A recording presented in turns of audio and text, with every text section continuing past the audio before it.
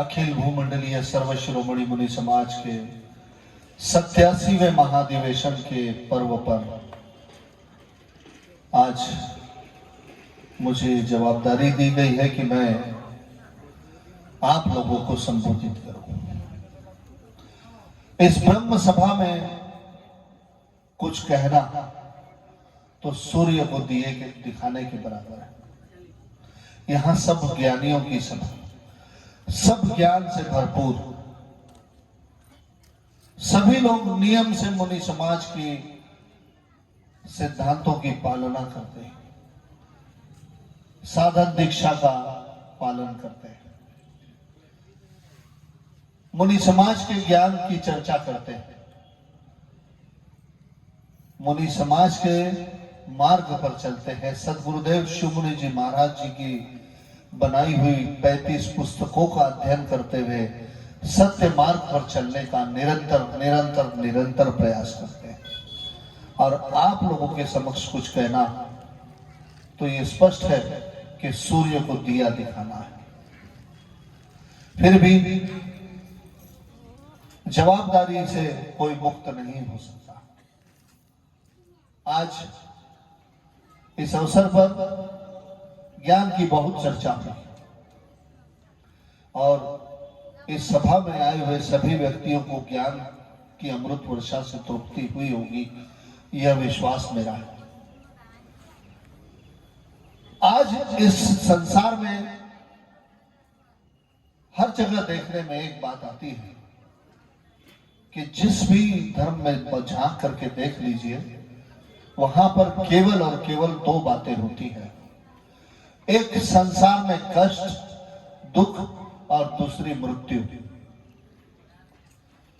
ठीक इसके विपरीत मुनि समाज में यही दो चर्चा होती है कि मनुष्य की मृत्यु नहीं है और मनुष्य को दुख नहीं है।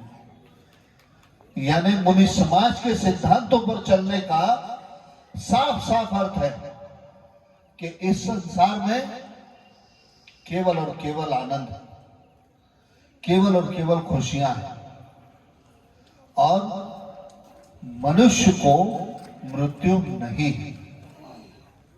अब कई लोग इस पर चर्चा करते हैं। मैं कभी किसी दूसरे समाज में, संस्थाओं में बैठता हूं तो यह चर्चा होती कि आप इसको कैसे कह सकते हैं कि मनुष्य की मृत्यु नहीं है।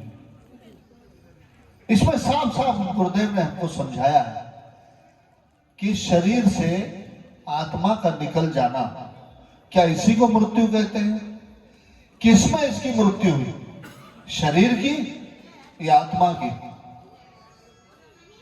शरीर तो 5 तत्वों का, ये 5 तत्वों को आपने इस शरीर को वापस कर दिया।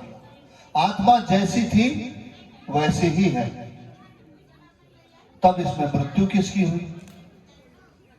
दोनों में से किसी की नहीं है।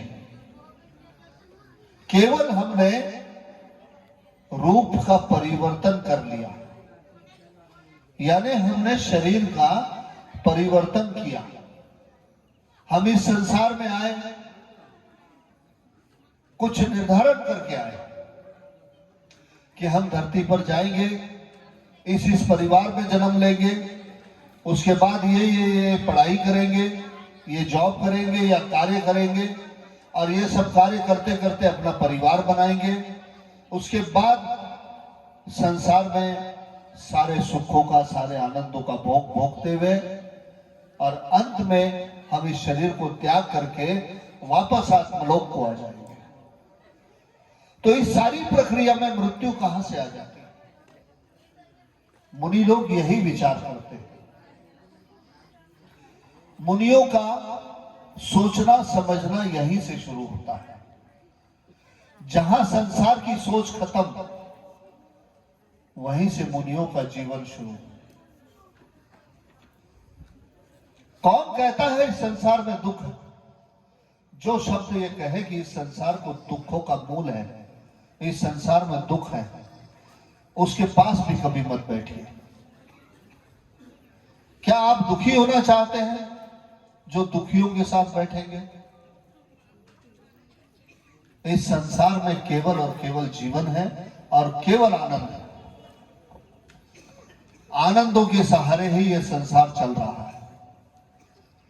अगर इस संसार से आनंद को हटा दिया जाए, जीवन को हटा दिया जाए, तब इस संसार में क्या है? कुछ नहीं। कौन इस संसार में रहेगा अगर जीवन नहीं है?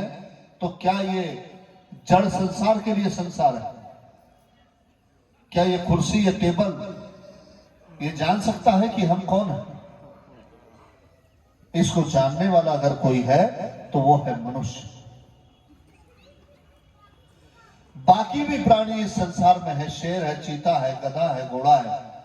उन सब से पूछ लीजिए कि आप कौन हो, कोई आपको नहीं बता सकता है कि वो कौन है।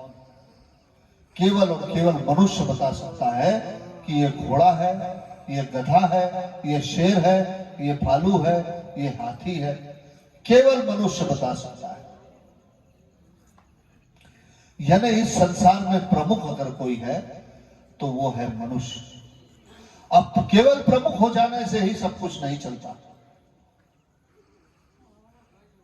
अगर इस संसार को चलाने वाला, इस संसार को समझने वाला, इस संसार को समझाने वाला कोई है तो वो है मनुष्य।